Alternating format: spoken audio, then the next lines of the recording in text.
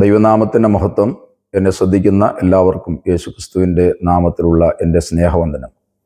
ഞാൻ ചില നാളുകളായി നടത്തി വരുന്ന ചരിത്രവും ബൈബിളും എന്ന പരമ്പരയുടെ 10ാമത്തെ എപ്പിസോഡാണ് ഇന്ന് നടക്കുന്നത്.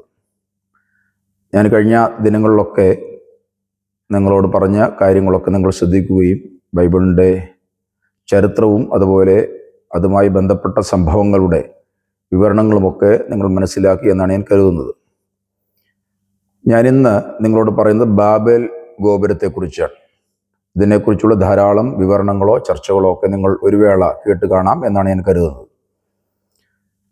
നിങ്ങൾ ഉൽപ്പത്തി പുസ്തകത്തിലേക്ക് നിങ്ങളുടെ ശ്രദ്ധയെ ഞാൻ ക്ഷണിക്കുന്നു. 11ാമത്തെ അധ്യായം അതിൻ്റെ 1 മുതൽ 4 വരെയുള്ള വാക്യങ്ങൾ ഞാനിവിടെ വായിച്ചു കേൾപ്പിക്കാം. ഭൂമിയിലൊക്കെയും ഒരേ ഭാഷയും ഒരേ വാക്കുമായിരുന്നു. എന്നാൽ അവർ കിഴക്കോട്ട് യാത്ര ചെയ്തു. ശീനാർ ദേശത്ത് ഒരു സമഭൂമി കണ്ട് അവിടെ കുടിയിരുന്നു. അവർ തമ്മിൽ വരുവീൻ, നാം ഇഷ്ടിക അറുത്ത് ചുടുക എന്ന് പറഞ്ഞു. അങ്ങനെ അവർ ഇഷ്ടിക കല്ലായും പശമണ്ണ് കുമ്മായമായും ഉപയോഗിച്ചു. വരുവീൻ, നാം ഭൂതലത്തിൽ ഒക്കെയും ചിതറിപ്പോകാതിരിപ്പാൻ ഒരു പട്ടണവും ആകാശത്തോളം എത്തുന്ന ഒരു ഗോപുരവും പണിക, നമുക്ക് ഒരു പേരുമുണ്ടാക്കുക എന്ന് അവർ പറഞ്ഞു. ഇത് വിശുദ്ധ ബൈബിളിലെ 1ാമത്തെ പുസ്തകമായ ഉൽപ്പത്തി പുസ്തകത്തിൽ നമ്മൾ കാണുന്ന ഭാഗമാണ്. ഇനിയും ശ്രദ്ധിക്കേണ്ട ഒരു കാര്യം, നോഹയുടെ കാലത്തുണ്ടായ ജലപ്രളയം മൂലം വിരലിലെണ്ണി തീർക്കാൻ കഴിയുന്നവർ അഥവാ 8 പേർ ഒഴികെ ബാക്കി എല്ലാ മനുഷ്യരും മൃതിയടഞ്ഞു. അപ്പം അത് അനന്തര തലമുറകൾക്കറിയാം. അതായത് നോഹയുടെ കഴിഞ്ഞ എപ്പിസോഡ് ഞാൻ പറഞ്ഞതുപോലെ നോഹയുടെ 3 പുത്രന്മാർ ഷെം, ഹാം, യാഫെത്ത് എന്ന് പറയുന്ന ഈ 3 പുത്രന്മാരുടെ തലമുറകളാണ് പിന്നീട് ലോകത്തിലുണ്ടായ സകല മനുഷ്യരും എന്ന് പറയുന്നത്. അത് ഏത് ഭാഷക്കാരോ ഏത് ജാതിക്കാരോ ആരുമാകട്ടെ, അവരെല്ലാവരും വിവിധ വിശ്വാസ സംവിധാനത്തിലേക്ക് മാറിയവരുമൊക്കെ അവരെല്ലാവരും ഷെം, ഹാം, യാഫെത്ത് എന്ന് പറയുന്ന ഈ 3 ആളുകളുടെ തലമുറകളാണ്. അപ്പോൾ അവര് കാലങ്ങൾ മുൻപോട്ട് നീങ്ങിയപ്പോൾ ഇങ്ങനെ ഒരു ജലപ്രളയം ഉണ്ടായ സംഭവം അവരുടെ പിതാക്കന്മാരിൽ നിന്നും ഒക്കെ അവരറിഞ്ഞിട്ടുണ്ട്. അങ്ങനെ അറിഞ്ഞ തലമുറകൾ ദൈവത്തിനെതിരെ ഉള്ള ഒരു സംവിധാനം ഉണ്ടാക്കുന്ന കാര്യമാണ് ബാബേൽ ഗോപുരവുമായിട്ട് ബന്ധപ്പെട്ട് നാം അറിയേണ്ടത്. അപ്പോൾ അങ്ങനെ അവർ തീരുമാനിച്ച ആ ചിന്തയുടെ അനന്തരഫലമാണ് ബാബേൽ ഗോപുര നിർമ്മാണം എന്ന് പറയുന്നത്. ഇനിയും ശ്രദ്ധിക്കേണ്ടത്, നമ്മൾ ഇപ്പോൾ ഉൽപ്പത്തി പുസ്തകത്തിൽ വായിച്ചത് ഷീനാർ ദേശത്ത് ആണ് അവരെ അങ്ങനെ ഒരു കെട്ടിടമോ അല്ലെങ്കിൽ വലിയൊരു ഗോപുരമോ പണിയാൻ തീരുമാനിച്ചത്. അപ്പോൾ എവിടെയാണ് ഷീനാർ എന്ന് പറയുന്ന സ്ഥലം, അതുപോലെ എന്താണ് ഇതിൻ്റെ പേര് എന്നൊക്കെ ഉള്ളതാണ് ഞാൻ പറയുന്നത്. ഷീനാർ എന്ന പദം നമ്മൾ ബൈബിളിൽ 8 പ്രാവശ്യം കാണുന്നുണ്ട്. ഞാൻ ആ റഫറൻസുകൾ പറയാം. ഉൽപ്പത്തി പുസ്തകം 10:10, 11:2, 14:1, 9, യോശുവയുടെ പുസ്തകം 7-ാം അധ്യായം 21-ാമത്തെ വാക്യം, യെശയ്യാ പ്രവചനം 11:11, ദാനിയേൽ പ്രവചനം 1:2, സെക്കരിയ പ്രവചനം 5:11. അപ്പോൾ ഇത്രയും ഭാഗത്താണ് ഷീനാർ എന്ന് പറയുന്ന ആ പേര് രേഖപ്പെടുത്തിയിരിക്കുന്നത്. പൊതുവിൽ പറയുന്ന മെസപ്പൊട്ടോമിയയ്ക്ക് എബ്രായ ബൈബിളിൽ ഉപയോഗിച്ചിരിക്കുന്ന പേരാണ് ഷീനാർ എന്ന് പറയുന്നത്. SHINAR എന്ന് പറയുന്ന ആ വാക്ക്. ഇനിയും പഴയ നിയമത്തിന്റെ ആദ്യ ഗ്രീക്ക് പരിഭാഷയായ സെപ്റ്റുവജന്റ് അല്ലെങ്കിൽ LXSൽ സെന്നാർ എന്നാണ് ഈ പറയുന്ന സ്ഥലത്തിന് കൊടുത്തിരിക്കുന്ന പേര്. അപ്പോൾ ഒന്നുകൂടെ ഞാൻ പറയാം, LXSൽ അല്ലെങ്കിൽ സെപ്റ്റുവജന്റിൽ ഇതിന് കൊടുത്തിരിക്കുന്നത് സെന്നാർ എന്ന് പറഞ്ഞ പദമാണ്. നോഹയുടെ പെട്ടകം അരാരാത്ത് പർവ്വതത്തിൽ ഉറയ്ക്കുകയും ജലപ്രളയം അവസാനിക്കുകയും ചെയ്തതിന് അനന്തരം വന്ന തലമുറകൾ ഷീനാർ സമഭൂമിയിൽ സ്ഥിരവാസം ഉറപ്പിക്കാം അല്ലെങ്കിൽ ഉറപ്പിച്ചിരിക്കാം എന്നാണ് യഹൂദ ചരിത്രകാരനായ ജോസിഫസ് തൻ്റെ പുസ്തകത്തിൽ രേഖപ്പെടുത്തിയിരിക്കുന്നത്. അല്ലെങ്കിൽ ആന്റിക്വിറ്റീസ് എന്ന് പറയുന്ന ആ പുസ്തകത്തിലെ 1:4 അത് നമ്മൾ കാണുന്നത്. ഇനിയും ശ്രദ്ധിക്കേണ്ട ഒരു കാര്യം, നിമ്രോദിനെ കുറിച്ച് ഉള്ള കാര്യമാണ് ഞാൻ തുടർന്ന് പറയുന്നത്. എന്തിനാണ് നിമ്രോദിനെ കുറിച്ച് ഇത് പറയുക എന്ന് നിങ്ങൾക്ക് ഞാൻ പറഞ്ഞു വരുമ്പോൾ കാര്യം മനസ്സിലാകും. നിമ്രോദ് ആയിരിക്കാം ബാബേൽ ഗോപുര പണിയുടെ പ്രധാന വ്യക്തി എന്നാണ് കണക്കാക്കുന്നത്. നോഹയുടെ മകൻ ഹാമിൻ്റെ അല്ലെങ്കിൽ ശാപം കിട്ടിയ ആളാണ് ഹാം. അദ്ദേഹത്തിൻ്റെ മകൻ കൂശിൻ്റെ മകനായിരുന്നു നിമ്രോദ്. ഉൽപ്പത്തി പുസ്തകത്തിൽ 10ാം അധ്യായത്തിൻ്റെ 6 മുതൽ 10 വരെയുള്ള വാക്യങ്ങൾ നിങ്ങൾ ശ്രദ്ധിച്ചാൽ ഞാൻ ഈ പറയുന്ന കാര്യങ്ങൾ നിങ്ങൾക്ക് മനസ്സിലാകും. അപ്പോൾ ഈ നിമ്രോദിന്റെ രാജ്യത്തിന്റെ ആരംഭം ഷീനാർ ദേശത്തായിരുന്നുവെന്നാണ് വിശുദ്ധ ബൈബിളിൽ ഉൽപ്പത്തി പുസ്തകം 10-ാമത്തെ അധ്യായത്തിൻ്റെ 10-ാമത്തെ വാക്യത്തിൽ രേഖപ്പെടുത്തിയിരിക്കുന്നത്. അപ്പോൾ ഈ നിമ്രോദിനെ കുറിച്ച് ഞാൻ പറഞ്ഞു വരുമ്പോൾ അതിൻ്റെ യഹൂദ ചരിത്രം കൂടെ ഞാനൊന്ന് പറയാം. നിമ്രോദ് പാമ്പിൻ്റെ തോൽ കൊണ്ട് തനിക്ക് ഒരു വസ്ത്രമുണ്ടാക്കി. അവൻ ഭൂമിയിലെ ആദ്യ വീരനായിരുന്നു. എല്ലാ മൃഗങ്ങളും, എല്ലാ രാജാക്കന്മാരും അല്ലെങ്കിൽ എല്ലാ അധികാരികളും, എല്ലാ മൂപ്പന്മാരും അവന്റെ ഭരണത്തെ അംഗീകരിച്ചു എന്നുള്ളതാണ് യഹൂദ ചരിത്രത്തിൽ പറയുന്നത്. താനാണ് ദൈവമെന്ന് നിമ്രോദ് നയപ്രഖ്യാപനവും നടത്തി. അപ്പോൾ ഇപ്പോഴും അങ്ങനെയുള്ളവരുണ്ടല്ലോ, ഞാനാണ് ദൈവം എന്ന് പറഞ്ഞ് പലരും ഇപ്പോൾ മനുഷ്യ ദൈവങ്ങളാകുകയാണ്. ലിവിങ് ഗോഡ്സ് എന്ന് വിളിക്കുന്ന പേരിൽ വിളിക്കുന്ന ധാരാളം പേര് നമ്മുടെ കേരളത്തിലും അതുപോലെ ഇന്ത്യയുടെ വിവിധ ഭാഗങ്ങൾ, ലോകത്തിലെ പല ഭാഗങ്ങളിലും കാണാം. അപ്പോൾ അങ്ങനെ ഉള്ള ഒരു സംവിധാനത്തിന്റെ ആരംഭകർത്താവ് എന്ന് വേണമെങ്കിൽ പറയാൻ കഴിയുന്ന ഒരാളാണ് നിമ്രോദ്. അദ്ദേഹം തന്നെയാണ് ദൈവം എന്ന് പറഞ്ഞ് സ്വയപ്രഖ്യാപനം നടത്തി. പട്ടണത്തിൽ എല്ലായിടത്തും അവന്റെ മുഖചിത്രം വെച്ചു. ജനങ്ങളെല്ലാവരും അവനെ സേവിക്കുകയും വഴിപാട് കൊടുക്കുകയും വേണമായിരുന്നു. അപ്പോൾ അടിച്ചമർത്തി ഭരിക്കുന്ന അല്ലെങ്കിൽ ഒരു ഓട്ടോക്രാറ്റായിട്ട് അല്ലെങ്കിൽ ഏകാധിപതിയായിട്ട് ഭരിക്കുന്ന ഒരു ചിന്തയിലേക്ക് ആണ് നിമ്രോദ് എത്തുന്നത്. കാര്യം അദ്ദേഹത്തിന്റെ മുഖചിത്രം എല്ലായിടത്തും വെക്കണം, അദ്ദേഹത്തിന് എല്ലാവരും ആരാധന കൊടുക്കണം, വഴിപാട് കൊടുക്കണം എന്നൊക്കെ പറഞ്ഞ് നിയമങ്ങളും ഒക്കെ അദ്ദേഹം തന്നെ ഉണ്ടാക്കി. കാര്യം തനിക്ക് വേണ്ടി ഉള്ള എല്ലാ കാര്യത്തിനും നിമ്രോദ് തന്നെ മുൻകൈ എടുത്ത് ജനങ്ങളെ കൊണ്ടത് അത് ചെയ്യിക്കുന്ന രീതിയിലേക്ക് വരുന്നു. ഇനിയും ശരിയായിട്ട് നമ്മൾ ശ്രദ്ധിക്കേണ്ട ഒരു കാര്യം, ബാബേൽ ഗോപുരം യഥാർത്ഥത്തിൽ എന്താണ് അല്ലെങ്കിൽ ഏതാണ് എന്നുള്ളതാണ് നാം ശ്രദ്ധിക്കേണ്ടത്. മെസപ്പൊട്ടോമിയൻ വാസ്തുശില്പ രീതിയിൽ പടികൾ പോലെ അല്ലെങ്കിൽ സ്റ്റെപ്പ് ബൈ സ്റ്റെപ്പ് ആയിട്ടുള്ള രീതിയിൽ ഭിത്തികൾ പണിതതായിരുന്നു ബാബേൽ ഗോപുരം എന്നാണ് പ്രൊഫസർ ആൻഡ്രൂ പറയുന്നത്. അപ്പോൾ അദ്ദേഹം ഇത് പറയുവാനുള്ള കാരണമെന്ന് പറഞ്ഞാൽ, ഒരു നൂറ്റാണ്ട് മുൻപ് ഉത്ഖനനം വഴി ലഭിച്ച ശിലയുടെ മുകളിൽ കൊത്തിയിരിക്കുന്ന ഗോപുര രീതി കാണിച്ചാണ് ഇത് ബാബേൽ ഗോപുരം എന്ന് അദ്ദേഹം സമർത്ഥിക്കുന്നത്. അപ്പോൾ ഞാൻ പറഞ്ഞല്ലോ, ഒത്തിരി ആൾക്കാർ ഇതിനെക്കുറിച്ചുള്ള പഠനവും ഒക്കെ നടത്തിയിട്ടുണ്ട്. അപ്പോൾ എല്ലാ പഠനവും നേർരേഖയിലല്ല പോകുന്നത് എന്നുള്ളതാണ് സത്യം. അപ്പോൾ ഇപ്പോഴാണെങ്കിലും അറിയാമല്ലോ, ഒരു കാര്യത്തെക്കുറിച്ച് ഒത്തിരി പേർ ഗവേഷണം നടത്തുന്നു. അപ്പോൾ എല്ലാ ഗവേഷണങ്ങളും എത്തുന്നത് നേർസ്ഥലങ്ങളിൽ ആയിരിക്കണമെന്ന് നിർബന്ധമില്ല. അപ്പൊ അതേപോലെയാണ് ഈ പ്രൊഫസർ ആൻഡ്രൂ ഈ കാര്യം അവതരിപ്പിക്കുന്നത്. ഇത് മെസപ്പൊത്തോമിയൻ അല്ലെങ്കിൽ ബാബിലോണിയൻ ആരാധനാമൂർത്തിയായ ക്രമത്തിന്റെ ദേവൻ ആയ മരുതുക്കിന് വേണ്ടി ഉദ്ദേശം BC 610 ബാബിലോണിയൻ രാജാവായിരുന്ന നെബോപൊലേസർ സമർപ്പിച്ചതാണെന്നാണ് ചില ആധുനിക ചരിത്രകാരന്മാർ പറയുന്നത്. അപ്പോൾ ഞാൻ പറഞ്ഞല്ലോ, ഈ പ്രൊഫസർ ആൻഡ്രൂ എന്ന് പറയുന്ന അദ്ദേഹം കണ്ടെത്തിയ ഈ ഗോപുരം അല്ലെങ്കിൽ ബാബേൽ ഗോപുരമാണെന്ന് അദ്ദേഹം സമർത്ഥിക്കാനും വേണ്ടി ശ്രമിച്ച അത് മരുതുക്ക് ദേവന്റെ ആരാധനാലയമായിരുന്നു. അല്ലെങ്കിൽ ബാബിലോണിയൻ രാജാവായിരുന്ന നെബോപൊലേസർ BC 610 മരുതുക്കിന് വേണ്ടി പണിയിച്ച് അത് സമർപ്പിച്ചതാണെന്നാണ് ആധുനിക ചരിത്രകാരന്മാർ പറയുന്നത്. അപ്പോൾ സിഗുറാറ്റ് ZIGGURAT എന്ന് പറയുന്ന, അല്ലെങ്കിൽ നമ്മൾ സാധാരണ മലയാളത്തിൽ ഉപയോഗിക്കുക ഷിക്കുറാത്ത് എന്നാണ്. അപ്പൊ ഷിക്കുറാത്ത് അല്ലെങ്കിൽ ഇറ്റ മെനാൻകി എന്നാണ് മരുതുക് ക്ഷേത്രത്തിന്റെ പേരെന്ന് പറയുന്നത്. അപ്പോൾ ഇത് ഞാൻ പറഞ്ഞല്ലോ, പഴയ കാലത്ത് ബാബിലോണിലും ചുറ്റുപാടുകളിലും ഒക്കെ ധാരാളം ഉണ്ടായിരുന്ന ക്ഷേത്ര സംവിധാനമാണ്. അപ്പോൾ വളരെ രസാവഹമായ രീതിയിൽ മെസപ്പൊട്ടോമിയൻ വാസ്തുശില്പ രീതിയിലൊക്കെയാണ് അത് ഉണ്ടാക്കുന്നത്. അതിന് 91 മീറ്റർ അഥവാ 300 അടി ഉയരമുണ്ടായിരുന്ന ഒരു ഗോപുരമാണത്.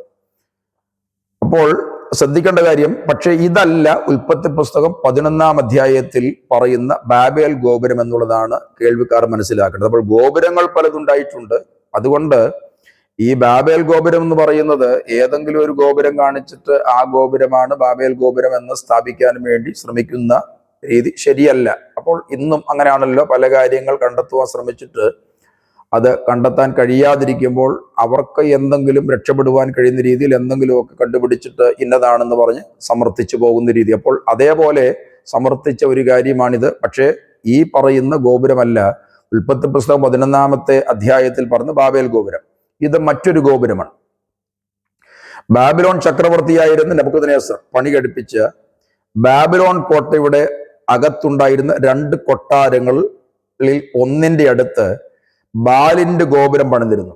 അപ്പോൾ ശ്രദ്ധിക്കണം, നിങ്ങൾക്ക് ബാബേൽ കോട്ടയെക്കുറിച്ച് അറിയാമായിരിക്കും, ബാബിലോൺ കോട്ടയെക്കുറിച്ച് അറിയാമായിരിക്കും, നെബൂഖദ്നേസറിനെ കുറിച്ചും അറിയാമായിരിക്കാം. ലോകത്തിൽ അദ്ദേഹത്തിന്റെ അത്രയും പ്രൗഢിയോട് ജീവിച്ച ഒരു ചക്രവർത്തി ചരിത്ര ഗവേഷകന്മാരുടെ പഠനമനുസരിച്ച് വേറെ ഒന്നും ഉണ്ടായിട്ടില്ലെന്നാണ്. അപ്പോൾ 60 മൈൽ ചുറ്റളവുള്ള വിസ്തൃതമായ ആ വലിയ കോട്ടയ്ക്ക് അകത്തുണ്ടായിരുന്ന 2 കൊട്ടാരങ്ങളുണ്ട്.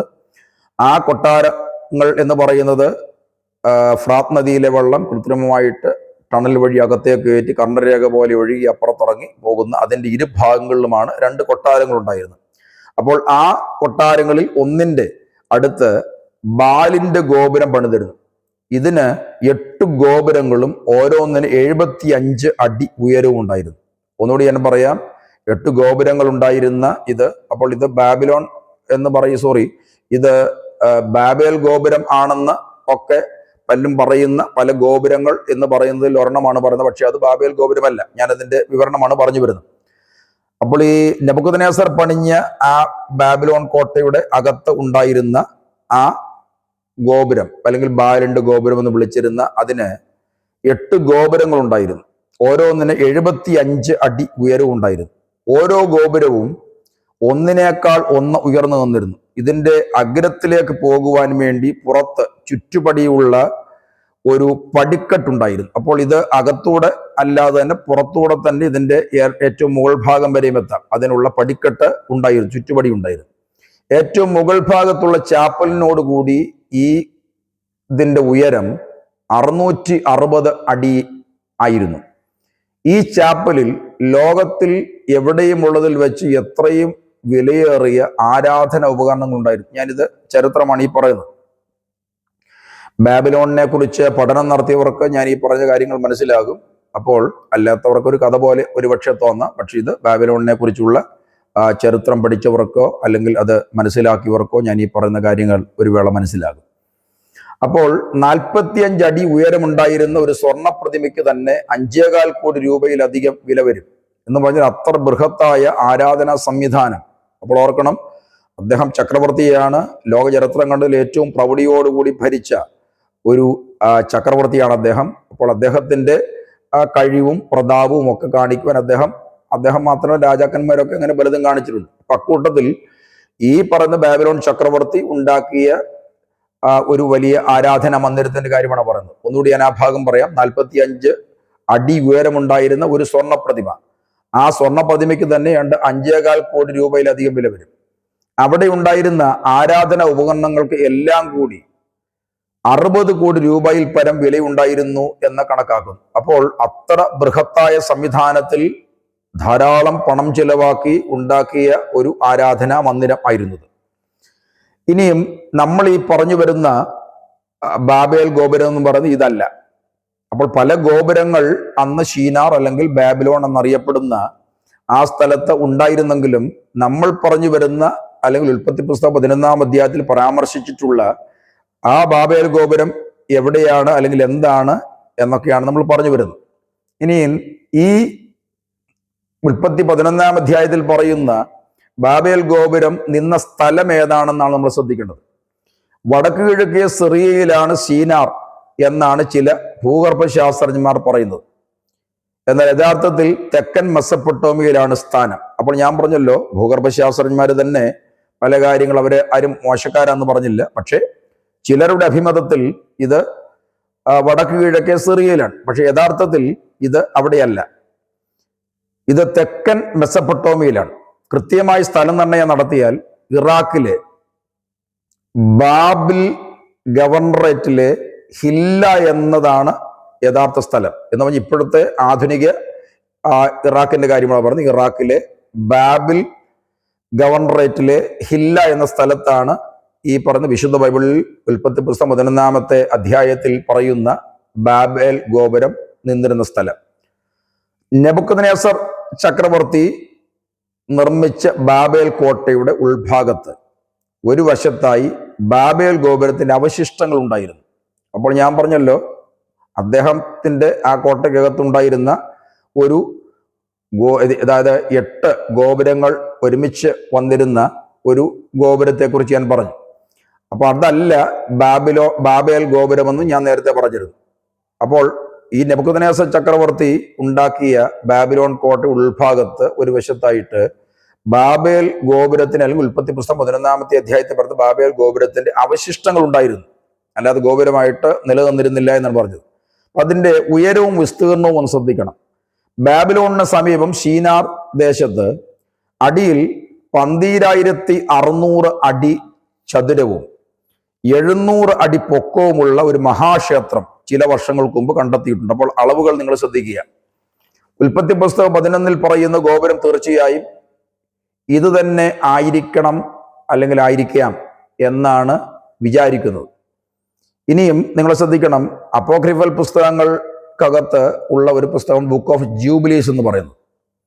അത് നൽകുന്ന വിവരണപ്രകാരം 5433 മുഴവും 2 ചാണും, അഥവാ മീറ്ററിലാക്കിയാൽ 2484 മീറ്റർ, അല്ലെങ്കിൽ അടിക്കണക്ക് പറഞ്ഞാൽ 8150 അടി ഉയരം.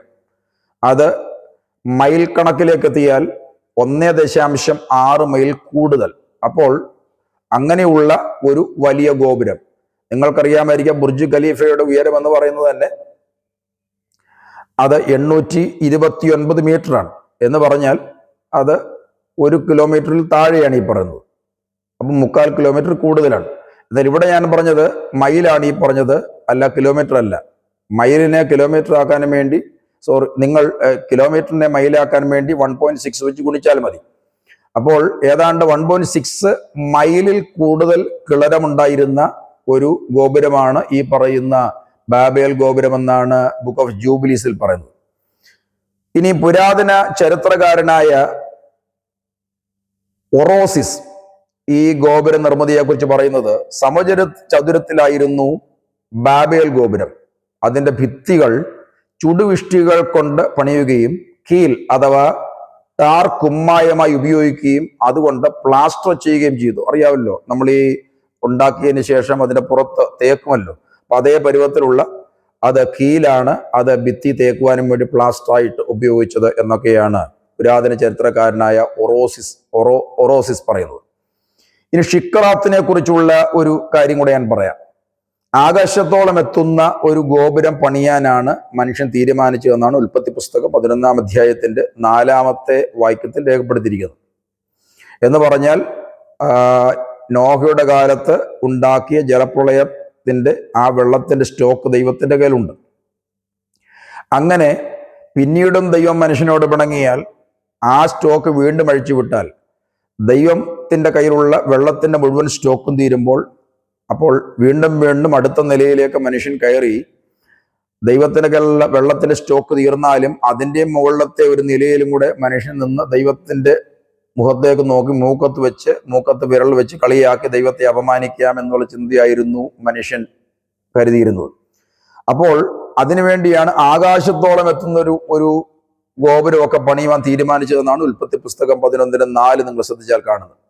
ഷിക്കുറാത്ത് ഞാൻ മുമ്പേ പറഞ്ഞ ബാബിലോണിൽ ഒത്തിരി ഉണ്ടായിരുന്ന ക്രമത്തിന്റെ ദേവനായ മരുതുക്കിന്റെ ക്ഷേത്രങ്ങളെയാണ് ഷിക്കുറാത്ത് എന്ന് വിളിച്ചിരുന്നത്. അപ്പോൾ ഷിക്കുറാത്തുകളുടെ മുകൾ ഭാഗം സ്വർഗത്തിലേക്ക് തുറന്നു വെച്ചിരിക്കുന്നത് പോലെ ഉണ്ടാക്കിയിരുന്നു. പറഞ്ഞാൽ ഇങ്ങനെ തുറന്ന് ഉണ്ടാക്കിയിരുന്ന ദൈവത്തിൽ നിന്ന് നന്മകളോ അനുഗ്രഹങ്ങളോ ഒക്കെ ലഭിക്കുവാനും ഇവരവിടെ അർപ്പിക്കുന്ന യാഗാദി കർമ്മങ്ങളോ പ്രാർത്ഥനകളോ ദൈവത്തിന്റെ അടുക്കിലേക്ക് എത്തുവാനുമുള്ള മാധ്യമം എന്ന രീതിയിൽ അവർ കണ്ടുപിടിച്ച അക്ഷരീകമായ സംവിധാനം അനുസരിച്ചാണ് ഇങ്ങനെയുള്ള സ്വർഗത്തിലേക്ക് തുറന്നിരിക്കുന്നത് പോലെയുള്ള ഗോപുരങ്ങൾ പണിഞ്ഞിരുന്നത്. അപ്പോൾ ബാബിലോണിയ മരുതുക്ക് ദേവന്റെ ആരാധന ക്ഷേത്രങ്ങൾ ആണ് ഇത് എന്ന് ഞാൻ പറഞ്ഞു. അപ്പൊ അതാണ് ബാബിലോണിലെ ആദ്യ ഗോപുരങ്ങൾ എന്ന് പറയുന്നത്. ദാനിയേൽ പ്രവചനം 1:2 യെരുശലേമിലെ ദേവാലയത്തിലെ, അല്ലെങ്കിൽ ഇസ്രായേലിലെ അവരുടെ ആരാധന സ്ഥലം എന്ന് പറഞ്ഞ് യെരുശലേമാണ്. യെരുശലേം ദൈവാലയത്തിൽ അവർ വെച്ചിരുന്ന ആ പൊൻവള്ളി പാത്രങ്ങളെ നെബൂഖദ്നേസർ ചക്രവർത്തി BC 586 ആ ദൈവാലയം നശിപ്പിച്ച് ഷീനാർ ദേശത്ത് തൻ്റെ ദേവന്റെ ക്ഷേത്രത്തിൽ, അല്ലെങ്കിൽ മരുതുക്കിന്റെ ക്ഷേത്രത്തിൽ ഉള്ള അതിൻ്റെ ഭണ്ഡാരത്തിൽ കൊണ്ടുവച്ചു. അപ്പോൾ ഞാൻ പറഞ്ഞത്, ഇങ്ങനെ ബാബിലോണിൽ ഉള്ള അവരുടെ ആരാധന, പ്രധാനപ്പെട്ട ആരാധനാമൂർത്തിയാണ് ക്രമത്തിന്റെ ദേവനായ മരുതുക്ക് എന്ന് പറയുന്നത്. അപ്പോൾ ഷിക്കുറാത്തിൽ അല്ലെങ്കിൽ മരുതുക്കിന്റെ ആ ക്ഷേത്രത്തിലെ ഭണ്ഡാരത്തിൽ കൊണ്ടാണ് യഹോവയ്ക്ക് വിശുദ്ധമെന്ന് രേഖപ്പെടുത്തിയിരുന്ന യെരൂശലേം ദേവാലയത്തിലെ പൊൻവെള്ളി പാത്രങ്ങൾ കൊണ്ടുവച്ചത്. ഇനിയും ഇതോട് ബന്ധപ്പെടുത്തി നമ്മൾ ശ്രദ്ധിക്കേണ്ട ഒരു കാര്യം, ഈ ബാബിലോൺ എന്ന് പറയുന്ന ആ സ്ഥലത്ത്, അല്ലെങ്കിൽ ഷീനാർ എന്ന് പറയുന്ന സ്ഥലത്ത് ഉണ്ടാക്കിയ ബാബേൽ ഗോപുരമായിട്ട് ബന്ധപ്പെട്ട് നമ്മൾ വിവിധ ഭാഷകൾ എങ്ങനെ ഉടലെടുത്തു എന്നുള്ളതാണ് നാം അറിയേണ്ടത്. അപ്പോൾ പലരും കരുതി വെച്ചിരിക്കുന്നത് ആദ്യ ഭാഷ എന്ന് പറഞ്ഞ എബ്രായ ഭാഷയാണെന്നാണ്. എബ്രായ ഭാഷയല്ല ആദ്യത്തെ ഭാഷ. അപ്പോൾ അത് സെമിറ്റിക് അല്ലെങ്കിൽ ഷേമ്യ ഭാഷാ കുടുംബത്തിലെ ഒരു അംഗമാണ്. എന്നാൽ ആദ്യ ഭാഷ എന്ന് പറയുന്നത് അക്കേഡിയൻ ഭാഷയാണ്. അതായത് ഭാഷകളുടെ മാതാവ് എന്നാണ് അക്കേഡിയൻ ഭാഷയെ വിളിക്കുന്നത്. അതിന് പുറകിൽ ഭാഷകൾ ഉണ്ടായിരുന്നു എന്നുള്ളത് ചരിത്ര ഗവേഷകർ ഇതുവരെ കണ്ടെത്തിയിട്ടില്ല. അപ്പോൾ ആദ്യ ഭാഷയായിട്ട് കണക്കാക്കുന്ന അല്ലെങ്കിൽ ഭാഷകളുടെ മാതാവ് എന്ന് വിളിക്കുന്നത് അക്കേഡിയൻ ഭാഷയാണ്. അക്കേഡിയൻ, കൽദയ എന്നിവ സെമിറ്റിക് ഭാഷകളായിരുന്നു. അപ്പൊ ഞാൻ പറഞ്ഞല്ലോ, ഈ സെമിറ്റിക് ഭാഷാ വിഭാഗത്തിലെ ഒരെണ്ണമാണ് ഹീബ്രു അല്ലെങ്കിൽ എബ്രായ ഭാഷ. എന്നാൽ ഹീബ്രു മാത്രമല്ല സെമിറ്റിക് ഭാഷാ കുടുംബത്തിലുള്ളത്. അക്കേഡിയൻ ഭാഷ, അതുപോലെ കൽദയ ഭാഷ എന്നിവയൊക്കെ ഈ സെമിറ്റിക് ഭാഷകൾ ആയിരുന്നു. ഇനി അസീറിയൻ, അരാമിക് അല്ലെങ്കിൽ അരാമി ഭാഷ, അറേബ്യൻ അല്ലെങ്കിൽ അറബി എന്നിവ ഒക്കെ ഈ സെമിറ്റിക് ഭാഷാ കുടുംബത്തിലെ ഭാഷകളാണ്. ഇനി ഭാഷകളുടെ വ്യതിയാനം ഉണ്ടായത് എങ്ങനെയാണ് നമ്മൾ അറിയേണ്ടത്. ഉൽപ്പത്തി പുസ്തകം 11-ാമത്തെ അധ്യായത്തിന്റെ 7-ാമത്തെ വാക്യത്തിൽ നമ്മൾ വായിക്കുന്നത് ദൈവം ഭാഷ കലക്കി എന്നുള്ളതാണ്. എന്ന് പറഞ്ഞാൽ ശ്രദ്ധിക്കേണ്ട ഒരു കാര്യം, എന്തിനായിരുന്നു ദൈവം അവരോട് ഈ ലോകത്തിന്റെ വിവിധ ഭാഗങ്ങളിലേക്ക് അവരെ ചിതറിപ്പോകാൻ വേണ്ടി പറഞ്ഞത് എന്നുള്ളതാണ്. ഞാനത് പറഞ്ഞു വരാം. അപ്പോൾ ഇവര് ചെയ്തൊരു കാര്യം, ഒരുമിച്ച് താമസിക്കുക, ദൈവത്തിനെതിരെ ഒരു പ്രകടനം നടത്തി അല്ലെങ്കിൽ ഒരു അവരുടെ കരവിരുത് കാണിച്ച് വലിയൊരു ഗോപുരമൊക്കെ പണിഞ്ഞ് അവിടെ തന്നെ അങ്ങ് സെറ്റിലാകാം എന്നുള്ള എല്ലാവരുടെ കൂടി ഒരുമിച്ച് സെറ്റിലാകാം എന്നുള്ള ഒരു തീരുമാനം അവരുടെ മനസ്സിലുണ്ടായിരുന്നു. അപ്പോൾ ദൈവം ഭാഷ കലക്കി എന്നാണ് നമ്മൾ അറിയേണ്ടത്.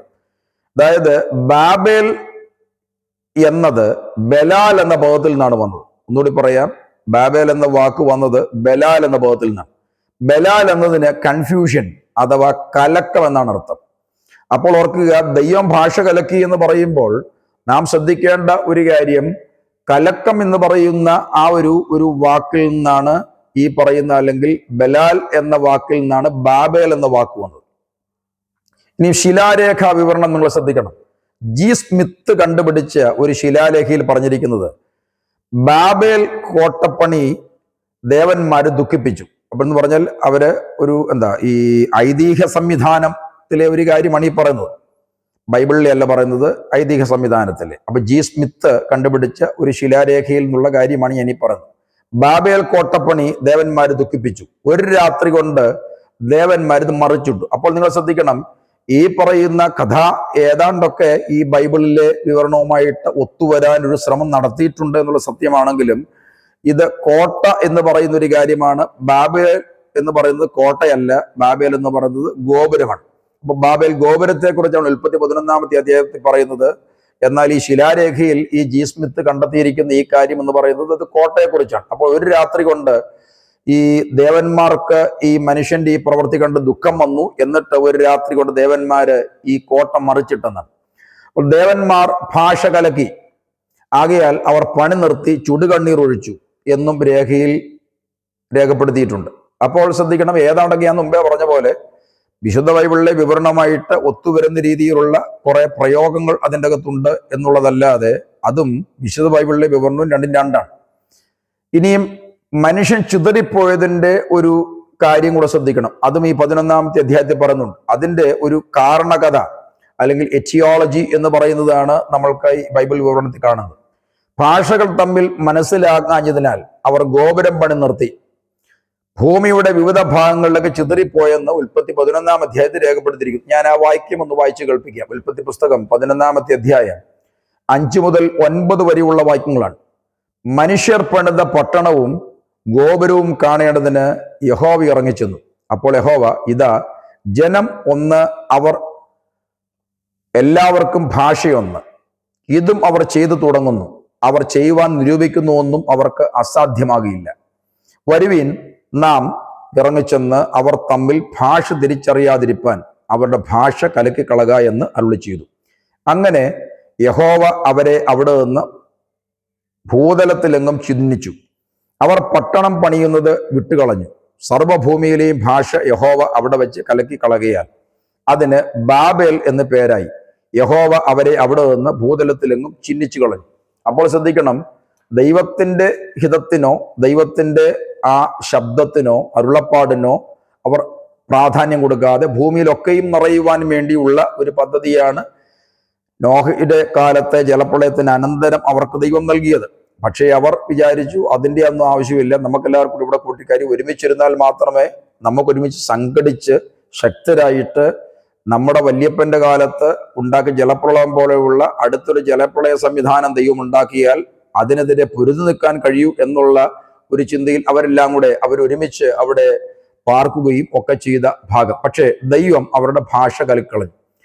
ജലപ്രളയ ശേഷം ഞാൻ പറഞ്ഞല്ലോ, മനുഷ്യൻ ലോകത്തിന്റെ അല്ലെങ്കിൽ ഭൂമിയിലെ വിവിധ സ്ഥലങ്ങളിൽ പാർക്കണം, അല്ലെങ്കിൽ ചിതറിപ്പാർക്കണം, ഭൂമി മുഴുവൻ നിറയണമെന്നുള്ള ദൈവത്തിന്റെ ആ പദ്ധതി പൊളിച്ചു കളയുവാൻ മനുഷ്യൻ ശ്രമിച്ചെങ്കിലും വളരെ സിമ്പിളായിട്ട് ദൈവം അവരുടെ ഭാഷ കലക്കി. എന്ന് പറഞ്ഞാൽ ഒരുത്തം പറഞ്ഞ മറ്റൊരാൾക്ക് മനസ്സിലാകുന്നില്ല. എൻ്റെ കേൾവിക്കാർക്ക് മനസ്സിലാവുന്ന ഭാഷയിൽ പറയാം, ഈ ഗോപുരം പണിയല്ലേ, കല്ലെടുത്തുകൊണ്ട് വരാൻ പറഞ്ഞാൽ ഉടനെ അടുത്ത ആൾ കൊണ്ടുവരുന്നത് മണലാണ്. മണലെടുത്തുകൊണ്ട് വരാൻ പറഞ്ഞാൽ വെള്ളം എടുത്തുകൊണ്ട് വരും. വെള്ളം എടുത്തുകൊണ്ട് വരാൻ പറഞ്ഞാൽ അവര് എടുത്തുകൊണ്ട് വരുന്നത് ഇത് കുഴച്ച് തേക്കാനുള്ള കീലോ അല്ലെങ്കിൽ എന്താണെന്ന് വെച്ചാൽ അത്. അപ്പോൾ ആകെപ്പാടെ അങ്ങോട്ടും ഇങ്ങോട്ടും ഒന്നും മനസ്സിലാകുന്നില്ല, തമ്മിൽ ഒരു പിടിയും കിട്ടുന്നില്ല. അങ്ങനെ വന്നപ്പോൾ ഒരുമിച്ച് താമസിക്കുന്നതിന് പ്രയോജനമില്ല. അപ്പോൾ ഒറ്റ ഭാഷയായിരുന്ന അവരുടെ ഭാഷ ദൈവം കലക്കളഞ്ഞു എന്ന് പറഞ്ഞാൽ ഭാഷകൾ എങ്ങനെ ലോകത്തിൽ ഉണ്ടായി എന്ന് പറയുന്ന കാര്യമാണ് അറിയേണ്ടത്. ഇനിയും ശ്രദ്ധിക്കണം, നമ്മുടെ ഇന്ത്യയിൽ തന്നെ 10,000-കണക്കിന് ഭാഷയുണ്ട്. 1645 ഭാഷകളാണ് നമ്മുടെ ഇന്ത്യയിലെ അറിയപ്പെടുന്ന ഭാഷ, അല്ലെങ്കിൽ the non languages in India എന്നറിയപ്പെടുന്നത്. അപ്പോൾ 10,000-കണക്കിന് ഭാഷകളുണ്ട് ലോകത്തിൽ. 10,000-കണക്കിന് ഭാഷകൾ ലോകത്തിലുണ്ട്. അപ്പോൾ ഈ ഭാഷകൾ എങ്ങനെ ഉണ്ടായി എന്ന് പറയുന്ന ആ ഒരു കാര്യം നമ്മൾ കാണുന്നത് വിശുദ്ധ ബൈബിൾ. ഞാൻ ഒന്നുകൂടി പറയാം, ഇത് കഥപുസ്തകമല്ല, ഇത് ചരിത്രത്തിന് എതിരുള്ളതല്ല. അതുകൊണ്ട് ഇതൊരു കഥാ സംവിധാനമായിട്ട് ആരും വിശ്വസിക്കരുത്. അപ്പോൾ വായനയ്ക്ക് വേണ്ടി എളുപ്പത്തിൽ വായിക്കത്തക്ക നിലയിലാണ് വിശുദ്ധ ബൈബിൾ രേഖപ്പെടുത്തിയിരിക്കുന്ന സത്യമാണെങ്കിലും ഇതൊരു കഥാരൂപമായിട്ട് നിങ്ങൾ ആരും വിശ്വസിക്കരുത്, കാണരുത്. ഇത് ചരിത്രമാണ്. അപ്പോൾ അങ്ങനെ വ്യത്യസ്തമായ ഭാഷകൾ അവിടെ വെച്ചാണ് ഉണ്ടാകുന്നത്. ബാബേൽ ഗോപുരത്തിന്റെ നാശം കൂടെ ശ്രദ്ധിക്കണം. എങ്ങനെയാണ് ബാബേൽ ഗോപുരം തകർന്നതെന്ന് ഉൽപ്പത്തി പുസ്തകത്തിൽ രേഖപ്പെടുത്തിയിട്ടില്ല. എന്നാൽ ഞാൻ മുമ്പേ പറഞ്ഞ ബുക്ക് ഓഫ് ജൂബിലീസിൽ 10-ാമത്തെ അധ്യായത്തിൽ 18 മുതൽ 27 വരെയുള്ള വാക്യങ്ങളിലും, അതുപോലെ ഗ്രീക്ക് സ്കോളർ ആയിരുന്ന അലക്സാണ്ടർ ഓഫ് മിലേത്തോസ് എന്നറിയപ്പെട്ടിരുന്ന, അല്ലെങ്കിൽ കൊർനെലിയോസ് അലക്സാണ്ടർ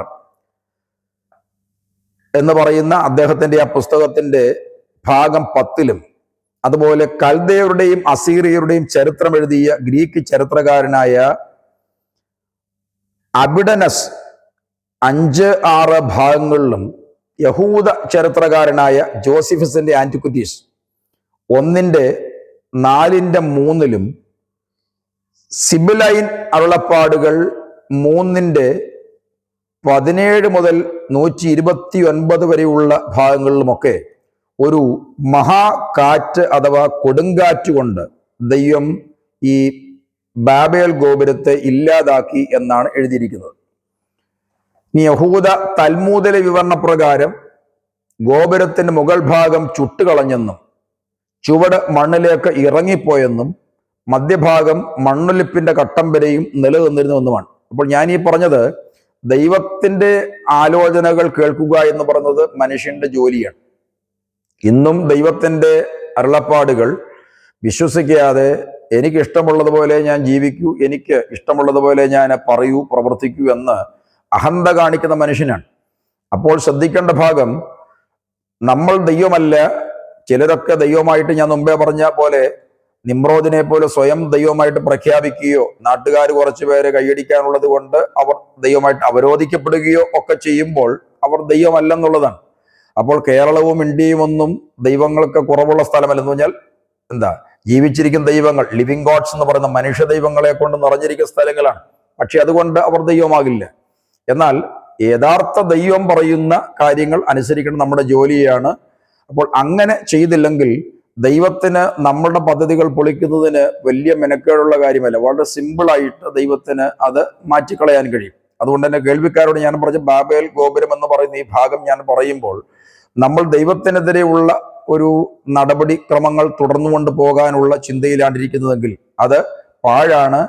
അത് ദൈവത്തിനെ മുടക്കിക്കളയുന്നതിന് അല്ലെങ്കിൽ ഇല്ലാതാക്കുന്നതിന് വലിയ കുഴപ്പങ്ങളൊന്നുമില്ല എന്നുള്ളത് അറിയണം. അതുകൊണ്ട് ബാബേൽ ഗോപുരം എന്ന് പറയുന്നത് നമ്മൾക്ക് ഒരു സൂചന നൽകുന്നു, ദൈവത്തിന് തന്നെ നിൽക്കരുതെന്നുള്ളത്. എൻ്റെ കേൾവിക്കാരെ എല്ലാവരും ദൈവം അനുഗ്രഹിക്കട്ടെ എന്ന് ഞാൻ പ്രാർത്ഥിച്ചുകൊണ്ട് ഇന്നത്തെ എപ്പിസോഡിന് ഇവിടെ വിരാമം കുത്തുന്നു. അടുത്ത ഒരു വിഷയവുമായിട്ട് ഞാൻ അടുത്ത എപ്പിസോഡിൽ നിങ്ങളെ കണ്ടെത്തും. ദൈവം എല്ലാവരെയും അനുഗ്രഹിക്കട്ടെ.